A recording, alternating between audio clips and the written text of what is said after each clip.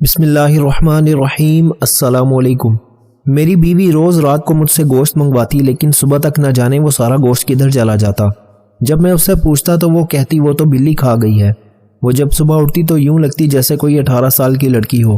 ایک دن میں لیٹا ہوا تھا، میری بیوی کو لگا کہ میں سو گیا۔ وہ اٹھ کر باہر گئی، میں بھی اس کے پیچھے گیا، پر کچن کا منظر دیکھ کر میری جان نکل گئی۔ میرا نام شمس ہے، میرے ابو کا بچپن میں ہی انتقال ہو گیا تھا۔ جب میری عمر 25 سال کی ہوئی تو امی نے مجھے ایک دن بہت ہی عجیب بات کہی، جسے سن کر میں کافی حیران ہو گیا تھا۔ میری امی نے مجھ سے کہا کہ وہ میری شادی کرنا چاہتی ہیں اور میرے لیے انہوں نے لڑکی بھی تلاش کر لی ہے۔ ایک دم سے یہ سب باتیں سن کر میں کافی الجھ سا گیا تھا، کیونکہ میں اس شادی کے لیے بالکل بھی تیار نہیں تھا۔ میں نے اپنی امی کو ہچکچاتے ہوئے منع کر دیا اور کہا کہ مجھے کچھ وقت چاہیے۔ امی پہلے تو افسردہ ہو گئیں، مگر پھر امی نے میری بات مان لی۔ میں بہت حیران تھا کہ امی نے مجھے لڑکی کے بارے میں بتایا بھی نہیں اور صرف یہی کہا تھا کہ جو بھی لڑکی ہے وہ تمہیں بہت پسند آئے گی۔ میں سارا دن اسی بارے میں سوچتا رہا کہ رات ہو گئی۔ رات کو میں اپنے کمرے میں لیٹا ہوا تھا کہ میری چھوٹی بہن بھاگتی ہوئی اندر آئی۔ اس کا سانس پھولا ہوا تھا۔ اس کی یہ حالت دیکھ کر میں گھبرا گیا اور پوچھا کہ گڑیا کیا ہوا ہے؟ اس نے جو خبر مجھے سنائی وہ سن کر میری روح لرز گئی۔ میری چھوٹی بہن نے بتایا کہ امی کی طبیعت ایک دم سے بہت خراب ہو گئی ہے۔ میں ڈر گیا اور بھاگ کر اس کے ساتھ امی کے کمرے میں گیا تو وہاں امی زمین پر بے سود پڑی تھیں۔ یہ دیکھ کر میرے پیروں تلے سے زمین نکل گئی۔ میں امی امی پکارتے ہوئے امی کو جھنجھوڑتا رہا، مگر امی خاموش رہی۔ میری بڑی بہن نے جلدی سے ایمبولینس کو کال ملائی اور تھوڑی دیر میں ایمبولینس آ گئی۔ میں اور بڑی بہن امی کو لے کر ہسپتال چلے گئے۔ ڈاکٹر نے میری امی کا معائنہ کیا اور بتایا کہ میری امی کو دل کا دورہ پڑا ہے۔ صبح میری امی کی طبیعت تھوڑی بہتر ہو گئی تھی۔ ڈاکٹر نے ہمیں کہا تھا کہ ہم امی کو پریشانی یا ٹینشن نہیں دیں گے، کیونکہ ان کو پھر سے دل کا دورہ پڑ سکتا ہے۔ ہم سب امی کی خدمت کرنے لگے۔ پھر امی نے ایک دم میرے سر پر ہاتھ رکھا اور کہنے لگیں کہ بیٹا میری زندگی نہ جانے کتنی باقی ہے۔ میری حالت ٹھیک نہیں ہے، میں چاہتی ہوں تم میرے مرنے سے پہلے ہی شادی کر لو۔ میں تمہیں شادی شدہ دیکھ کر چین سے مرنا چاہتی ہوں۔ اب انکار کرنے کا سوال ہی پیدا نہیں ہوتا تھا۔ میں نے اس بات میں سر ہلا دیا۔ پھر امی بولیں کہ بیٹا تم اس لڑکی سے شادی کرو گے جس کا میں نے تمہیں کہا تھا۔ میں نے ہاں کر دی اور پھر اس رات ہاسپٹل میں ہم سے ملنے ایک لڑکی آئی تھی جس نے نقاب کر رکھا تھا۔ پھر امی نے ایک مولوی صاحب کو بلایا اور یوں ہاسپٹل میں میرا اس نقاب والی لڑکی سے نکاح ہو گیا۔ نکاح کے بعد امی نے مجھے کہا کہ اپنی بیوی کو لے کر گھر چلے جاؤ اور تمہاری بہنیں میرے پاس ہاسپٹل رک جائیں گی۔ میں شادی سے خوش تو نہیں تھا، لیکن اپنی بیوی کا چہرہ دیکھنے کے لیے بہت بےتاب تھا۔ میری بہنیں امی کے پاس رک گئیں اور ہم گھر آ گئے۔ میری بیوی گھونگھٹ اوڑے ہوئے بیٹھی تھی۔ جب میں کمرے میں پہنچا اور مسکراتے ہوئے جو ہی اس کا گھونگھٹ اٹھایا تو اس کا چہرہ دیکھ کر میرے پیروں تلے سے زمین نکل گئی۔ میرے سامنے جو میری بیوی بیٹھی تھی وہ عمر میں مجھ سے تقریباً 5 سال بڑی تھی۔ میں 25 سال کا نوجوان لڑکا اور وہ 30 سال کی لڑکی تھی۔ نہ تو وہ اتنی خوبصورت تھی کہ میں دیکھتا رہ جاتا، اور نہ ہی وہ اتنی بد شکل تھی، بس قبول صورت سی سانولے رنگ کی تھی۔ یہ سب دیکھ کر میں گھبرا گیا اور فوراً کمرے سے باہر چلا گیا۔ ساری رات میں گھر سے باہر رہا اور یہی سوچتا رہا کہ میری ماں نے میرے ساتھ ایسا کیوں کیا، اتنی عام سی لڑکی سے میری شادی کیوں کی۔ 2 دن بعد میری امی ہاسپٹل سے گھر آ گئی تھی۔ امی کی طبیعت خراب تھی اور اسی لیے میں نے امی سے کسی قسم کا کوئی شکوہ نہ کیا اور گھر آ گیا اور اپنی بیوی کے ساتھ ایسے ہی رہنے لگا جیسے عام میاں بیوی رہتے ہیں۔ میری بیوی مجھے پسند تو نہیں تھی، مگر وہ بہت ہی اچھی تھی۔ کچھ ہی دن میں اس نے اپنی سلیقہ شعاری اور عاجزی سے میرا دل جیتنا شروع کر دیا تھا۔ وہ میرے لیے وقت پر کھانا لاتی، میں گھر آتا تو پانی پلاتی، میرے کپڑے وقت پر دھوتی اور استری کرتی، سارے گھر کے کام باقاعدگی سے کرتی، میری ماں اور میری بہنوں کا بھی خیال رکھتی۔ مجھے اب آہستہ آہستہ میری بیوی تھوڑی اچھی لگنے لگی۔ مجھے اس بات کا غصہ تھا کہ وہ مجھ سے 5 سال بڑی ہے۔ میں نے کبھی اسے بیوی کی نگاہ سے نہیں دیکھا تھا، مگر وہ جس طرح میرا خیال رکھتی مجھے اچھی لگتی تھی۔ میں شروع میں تو اسے غصے سے بات کرتا تھا اور ہر وقت ڈانٹتا رہتا تھا، مگر پھر میرے لہجے میں آہستہ آہستہ بہتری آنے لگی اور یوں ہماری شادی کو 2 ماہ گزر گئے۔ اب وقت گزرنے لگا تھا۔ ایک دن میں سویا ہوا تھا، جب مجھے رونے کی آواز آئی تو میں حیران رہ گیا۔ یہ آواز باتھ روم سے آ رہی تھی۔ میں پریشان تھا کہ رات کے اس وقت باتھ روم میں کون رو رہا ہے۔ میں نے دروازے پر دستک دی تو تھوڑی دیر بعد میری بیوی باتھ روم سے نکل آئی۔ میں نے اس سے پوچھا کہ اندر تم رو رہی تھی؟ تو کہنے لگی نہیں، میں تو نہیں رو رہی تھی، آپ کو کوئی غلط فہمی ہوئی ہے۔ لیکن مجھے یقین تھا وہ سچ میں رو رہی تھی۔ ایسے ہی دن گزرتے جا رہے تھے۔ میں اپنی بیوی کو اکثر روتا ہوا دیکھا کرتا تھا، اور جب اس سے رونے کی وجہ پوچھتا تو وہ مجھے کچھ نہ بتاتی اور جھوٹ بولتی کہ میں نہیں رو رہی تھی۔ یہ چیز مجھے بہت پریشان کرتی تھی کہ میری بیوی کیوں روتی ہے۔ میں اس کی وجہ جاننا چاہتا تھا۔ ایک دن میں کام سے گھر واپس آیا تو میں نے دیکھا کہ میری آپا میری بیوی کو بہت ڈانٹ رہی ہے، اور صرف ڈانٹ ہی نہیں رہی بلکہ تھپڑ بھی مارا ہے۔ یہ سارا منظر میں نے اپنی آنکھوں سے دیکھا تھا۔ آپا میری بیوی کو کہہ رہی تھی کہ تم منحوس ہو، تم جیسی بدصورت عورت کی وجہ سے ہمارا گھر برباد ہو گیا، ہمارے بھائی کو اور بھی خوبصورت لڑکی مل سکتی تھی۔ میں فوراً آپا سے بول پڑا کہ آپا آپ یہ کیا کہہ رہی ہیں، اور اس شادی میں اس کی کیا غلطی ہے؟ پھر میں ہاتھ پکڑ کر اپنی بیوی کو کمرے میں لے آیا۔ اب ایسا اکثر ہونے لگا تھا، میری بہنیں میری بیوی کو اکثر ڈانٹتی تھی، اور پھر مجھے علم ہوا کہ میری بیوی کیوں روتی ہے۔ مجھے اپنی بیوی سے اب ہمدردی ہونے لگی تھی۔ میں اکثر اپنی بہنوں سے اپنی بیوی کے لیے لڑ پڑتا۔ وقت ایسے ہی گزرتا چلا جا رہا تھا، میں اپنی بہنوں سے بیوی کے لیے لڑتا تو وہ میری بیوی کے خلاف باتیں کر کے میرا دماغ واش کر دیتی۔ میری بہنیں میری بیوی کی ایسی برائیاں کرتی کہ مجھے اپنی بیوی پر غصہ آنے لگتا۔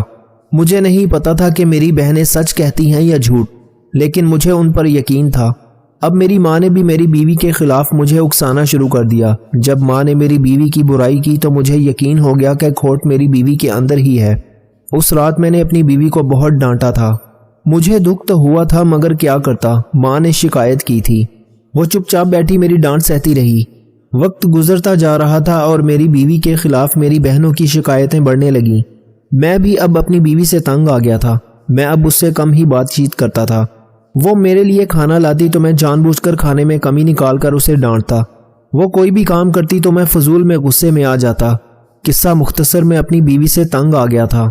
ایک دن میری آپی میرے پاس آئی اور انہوں نے آ کر مجھ سے بہت ہی عجیب بات کہی، جسے سن کر مجھ پر سکتہ طاری ہو گیا۔ آپی نے مجھے کہا کہ تم اپنی بیوی کو طلاق دے دو۔ یہ سن کر میرا ذہن معاف ہو گیا تھا۔ میں نے آپی سے کہا کہ میں ایسا کیسے کر سکتا ہوں؟ آپی نے مجھے کہا کہ وہ امی کو منا لیں گی اور میری شادی اپنی سہیلی سے کر دیں گی۔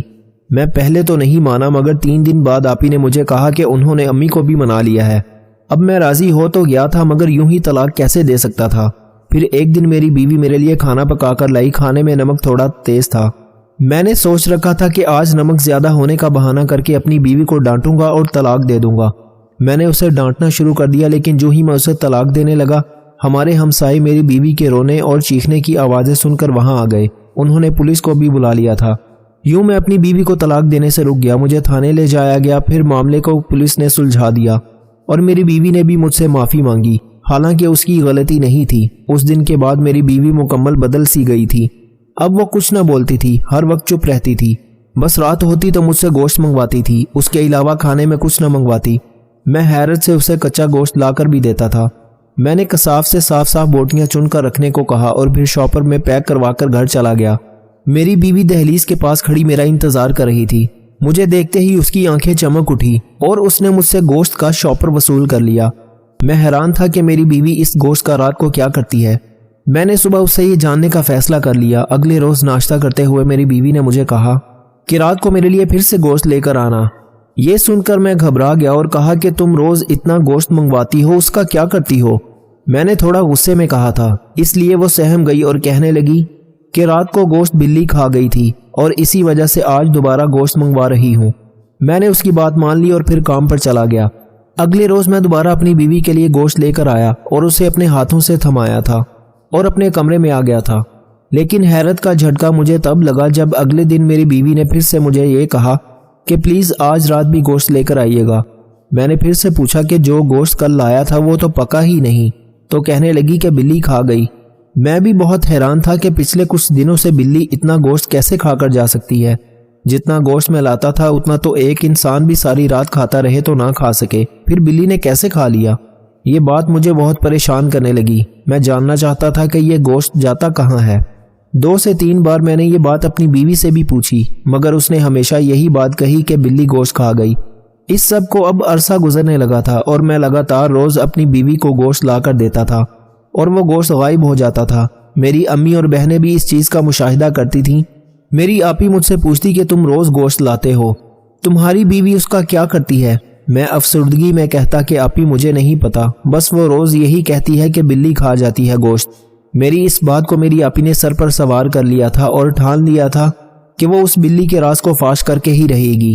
میری آپی نے میری بیوی پر کڑی نظر رکھ لی تھی، کیونکہ میری آپا کو میری بیوی پر عجیب طرح کا شک ہو گیا تھا۔ اب میرا رویہ میری بیوی کے ساتھ بہتر ہونے لگا تھا۔ میں اب اسے ڈانٹتا نہیں تھا، اس کا خیال رکھتا تھا اور خود اپنی خوشی سے روز رات کو گوشت لا کر دیتا تھا۔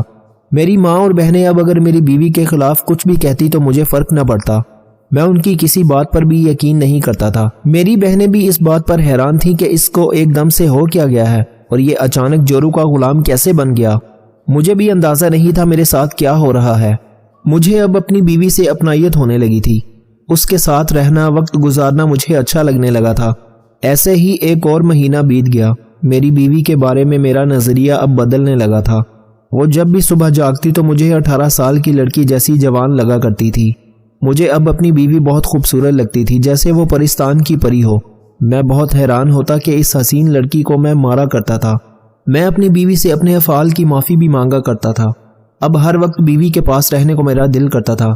میں نہ صرف ہر وقت اس کے ساتھ رہتا بلکہ اس کی خدمت بھی کرتا تھا، اس کے لیے کھانا پکاتا اور اس کے سارے کام کرتا اور اسے کوئی کام نہ کرنے دیتا۔ میری بہنیں اور ماں اس سب سے بہت غصے میں آتی اور مجھے کھری کھری سناتی، مگر میں ان سے لڑ پڑتا اور کہتا کہ میں اپنی بیوی کے بارے میں ایک لفظ بھی نہیں سنوں گا۔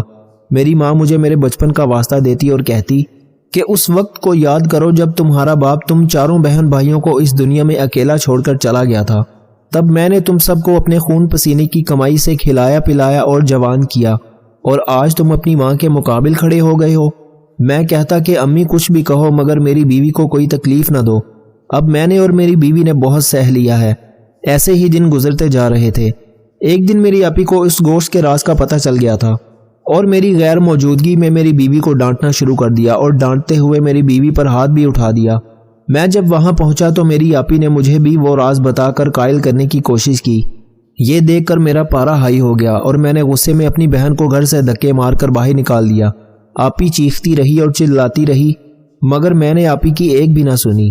میری چھوٹی بہنیں اور ماں بھی مجھے روکتی رہی مگر میں نے کہا کہ تم میں سے کسی کو جانا ہے تو چلے جاؤ۔ میری ماں پہلے ہی بیمار تھی، اس سب کو دیکھ کر بستر کو لگ گئی۔ میری چھوٹی بہنیں چپ کر کے اب سارا دن گزارتی تھیں، کسی سے کوئی بات نہ کرتی تھی۔ ماں تو آدموئی ہو کر چارپائی پر پڑی رہتی اور میں اپنی بیوی کی خدمت میں مصروف رہتا، سارا دن اس کا خیال رکھتا اور رات کو اس کے لیے گوشت لے کر آتا۔ میں تھوڑا حیران ہوتا کہ روز رات کو بلی گوشت کیسے کھا لیتی ہے، مگر پھر نہ جانے یہ بات خود بخود میرے ذہن سے نکل جاتی اور مجھے یاد نہ رہتی۔ اب مجھے دن ہو یا رات اس سے کوئی فرق نہ پڑتا تھا، مجھے صرف اپنی بیوی سے فرق پڑتا تھا۔ میں ہر وقت اس کے ساتھ رہنا چاہتا تھا، اس کے ساتھ کے سوا مجھے اس دنیا میں کچھ بھی پسند نہیں تھا۔ نمازوں روزوں سے بھی اب میرا کوئی تعلق نہیں رہا تھا۔ شاید 1 سال ہو گیا تھا مجھے نماز پڑھے ہوئے۔ پھر ایک دن عجیب واقعہ ہوا۔ میرا ایک دوست عالم دین تھا اور ایک دن وہ مجھ سے ملنے میری دکان پر آیا۔ بات چیت کے دوران نماز کا وقت ہو گیا تھا۔ میں نماز نہیں پڑھنے جانا چاہتا تھا مگر میرا دوست مجھے زبردستی نماز کے لیے لے کر گیا تھا۔ آج کافی عرصے بعد نماز پڑھ کر مجھے بہت سکون ملا تھا۔ میں نے محسوس کیا تھا کہ اپنی بیوی سے ملنے کا جذبہ میرے دل میں قدرے کم ہو گیا ہے۔ اس رات میں نے دکان پر دیر تک کام کیا تھا وگرنہ شام ہوتے ہی گھر آ جاتا۔ آج بھی جب میں گھر پہنچا تو میری بیوی ہمیشہ کی طرح میرا انتظار کر رہی تھی۔ میں نے گوشت کا تھیلا اسے پکڑایا اور آرام کرنے اپنے کمرے میں چلا گیا۔ آج مجھے نیند بھی نہیں آ رہی تھی بلکہ اس بات کا احساس ہو رہا تھا کہ اپنی ماں اور بہنوں کے ساتھ میں نے کیسا سلوک کیا۔ یہی سب سوچتے ہوئے میں آنکھیں بند کیے لیٹا رہا۔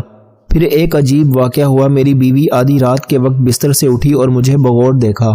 جب اسے یقین ہو گیا کہ میں سو رہا ہوں تو وہ بستر سے اٹھی اور کمرے سے باہر چلی گئی۔ میں بھی حیران تھا کہ میری بیوی کہاں جا رہی ہے۔ میں بھی بستر سے اٹھا اور اس کے پیچھے چلنے لگا۔ وہ کمرے سے نکلی اور پھر باورچی خانے میں چلی گئی۔ میں دھیرے دھیرے قدم اٹھاتا ہوا اس کے پیچھے چلا جا رہا تھا۔ وہ باورچی خانے میں گئی اور دروازہ اندر سے بند کر لیا۔ میں باہر کھڑا ہو کر چھپ چھپ کر اندر دیکھنے لگا۔ جب میں نے اندر کا منظر دیکھا تو میرے پیروں تلے سے زمین نکل گئی۔ اندر میری بیوی نے دیووں کا ایک حصار بنا رکھا تھا اور اس حصار کے درمیان بیٹھ کر عجیب و غریب ورد کر رہی تھی اور ساتھ ساتھ کچا گوشت جلا رہی تھی۔ وہ اتنی تیز رفتاری سے جھومتے ہوئے کچے گوشت پر کچھ پڑھ رہی تھی کہ ایک عام انسان اس کا تصور بھی نہیں کر سکتا۔ مجھے یہ سب دیکھ کر کراہت محسوس ہو رہی تھی، مجھے خوف بھی آ رہا تھا۔ میں جلدی سے وہاں سے چلا گیا اور اپنے کمرے میں جا کر سو گیا۔ صبح اٹھا تو اٹھ کر فجر کی نماز پڑھی اور سچے دل سے اللہ سے معافی مانگی اور پوچھا کہ یا اللہ یہ کیا معاملہ ہے، میری مدد فرما۔ نماز کے بعد میں اپنے 2 سال میں دین کے پاس گیا اور اس سے جا کر سارا مسئلہ بیان کیا۔ میرے دوست نے میری ساری بات سنی اور پھر جو بات اس نے مجھے بتائی وہ سن کر میرے پیروں تلے سے زمین نکل گئی۔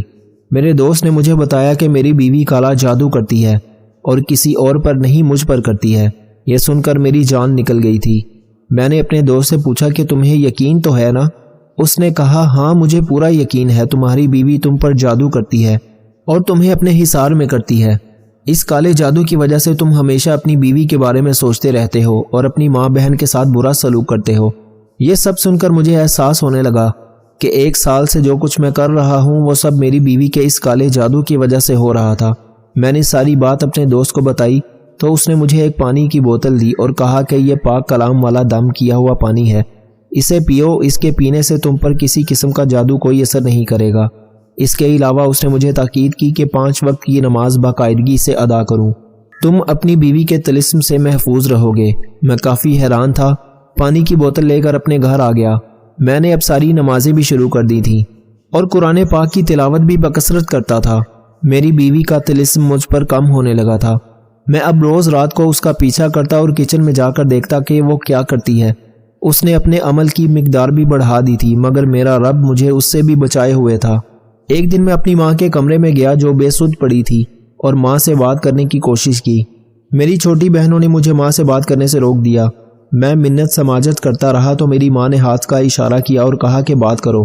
میں نے اپنی ماں کو ساری بات بتائی اور کہا کہ امی مجھے معاف کر دیں۔ میری ماں نے کہا کہ بیٹا کاش میں تمہاری ماں نہ ہوتی تو تمہیں کبھی معاف نہ کرتی، لیکن میں تو تم سے ناراض ہی نہیں ہوں۔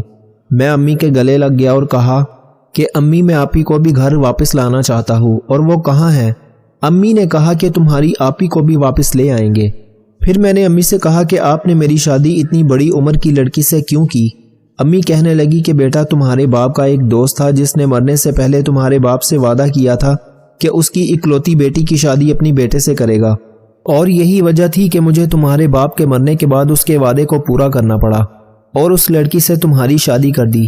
میں اپنی امی کے گلے لگ گیا اور کہنے لگا کہ میں نے یوں ہی فضول میں آپ کو غلط سمجھا تھا۔ امی نے مجھے تھپکی دی اور میرے آنسو پونچھے اور کہا کہ کل ہم تمہاری بہن کو لینے جائیں گے۔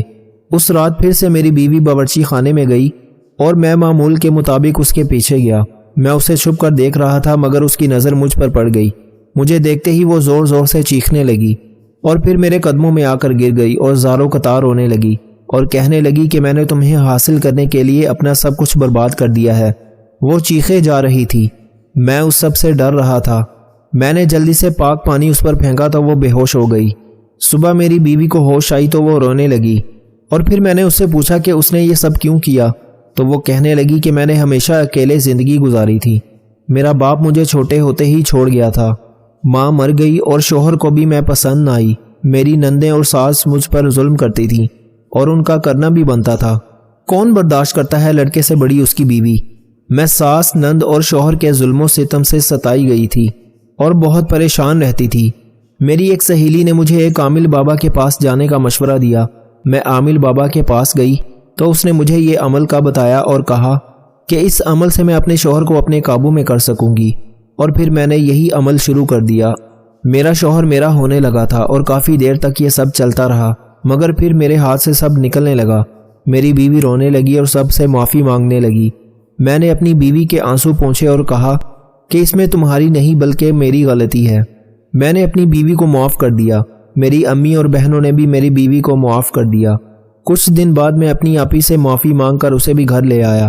اب میں اپنی بیوی سے نفرت نہیں کرتا بلکہ اسے دل سے قبول کر چکا ہوں۔ کاش میں یہ سب پہلے سمجھ جاتا اور میری بیوی کو یہ قدم نہ اٹھانا پڑتا۔ کوئی تمہاری بے عزتی کرے تو اس کا جواب اتنی خوبصورتی سے دو کہ سامنے والا شرمندہ ہو جائے۔ ایسے خیالات جو تمہیں کمزور کرتے ہیں انہیں سوچنا چھوڑ دو۔